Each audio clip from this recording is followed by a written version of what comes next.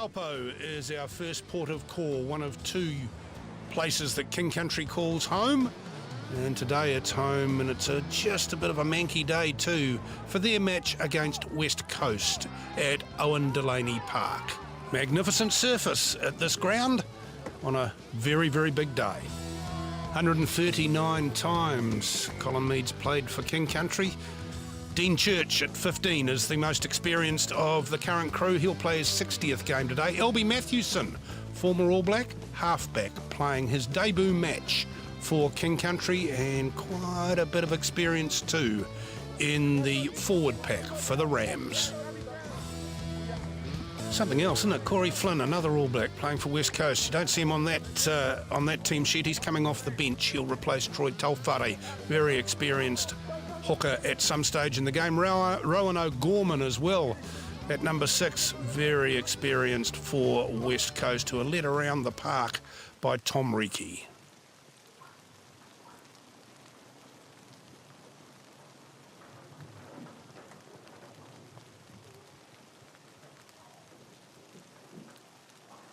A moment's silence celebrated all around New Zealand rugby today as the entire rugby community remembers Sir Colin Meads.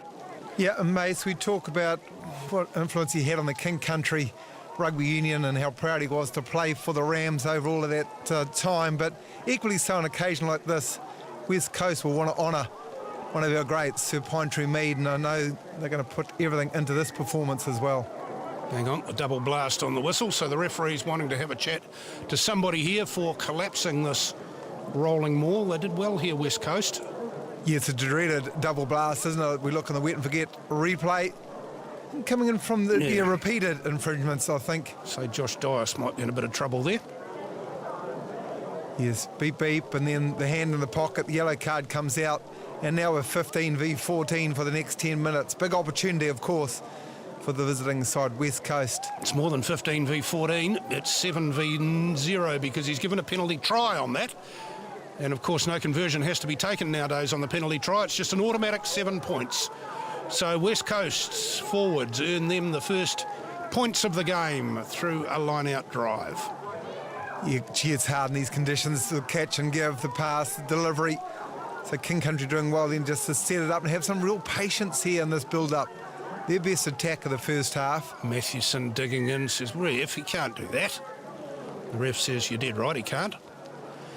You'll see King Country in the blue and white socks. They're the blue and white socks of Waititi. That's the Meads Club in King Country, so that's yet another honour that they're giving. Jen, what an asset, isn't it? Elby Matthewson arrived home from playing offshore for the last 7 or 8 years, I think it's been, 7 years. Arrived back in Taupo and turns out for the Rams, it's great. All Black back in 2010 was Elby Matthewson. I think he's great. He's one of a number of All Blacks in the Heartland Championship this year as well, which is really good to see that these guys are happy to put back at the area very often where they're now living. You see the player there with no number? Did you spot him from King Country? That would be Mike Horrocks, who's playing lock forward. No number 5 in any of the King Country jerseys that are playing all across the different grades of rep rugby today. The number 5 jersey is not on the field. Yeah, and I thought he had an opportunity to steal the ball then because it was out. He came around. Play this, McClure with the pass. Struthers goes in. I tell you what, if he had contested the ball, at least even have given away a penalty, they wouldn't have given away the try. A little confusion about the rules interpretation, of course, a Japanese ref for this afternoon's game as we look on the wet and forget replay. If Horrocks had gone and just backed his instincts and contested that football, we wouldn't have seen this try to West Coast. But we have, and it's a classic. I tell you what, Camo, it's an area you did right in that nobody's got any idea, and all referees seem to rule it a little differently too. When is the ball out of that ruck maul situation, you know? Well, basically when a bird can poop on it. Well, yeah, that's what it is. They can do that, you know it's out. Anthony Wise looking huge through the middle of the field there and managed to pull a penalty for his team right in front. But it's something we've seen for the last couple of years, this exchange we're having with the Japanese Referees Association, and all grades, Heartland and our MPC, and it is good for everyone's development. Just 6 points in the game now, so King Country, a converted try from being ahead as Lewangkai goes high and O'Gorman scores. The set move from the line out. Gee, he's good. He is so experienced. You talked about that before the game. Corey Flynn, the All Black, now on there throwing that ball in. It's a classic Willie away, but around the front. The wet and forget replay and O'Gorman. Gee, he's played a ton of games at club level. Marist Albion, most of them. Marist now he's registered with on the West Coast, but he is a trooper. He is a great asset.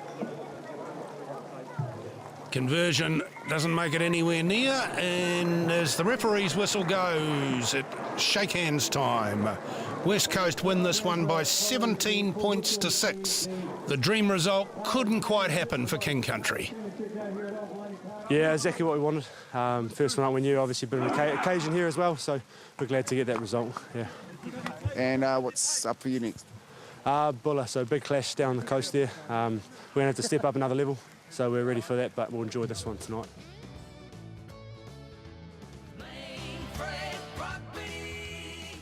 Obviously, because it's the first round, but the bonus points may well turn out to be important, and they were won by Wanganui, Thames Valley and Mid-Canterbury, with thanks to their try-scoring exploits in round one. West Coast, Horowhenua and Buller also getting the wins. Bonus points to South Canterbury and North Otago as they lost. King Country, East Coast, Poverty Bay and Wairarapa Bush yet to get off the mark. Rugby season.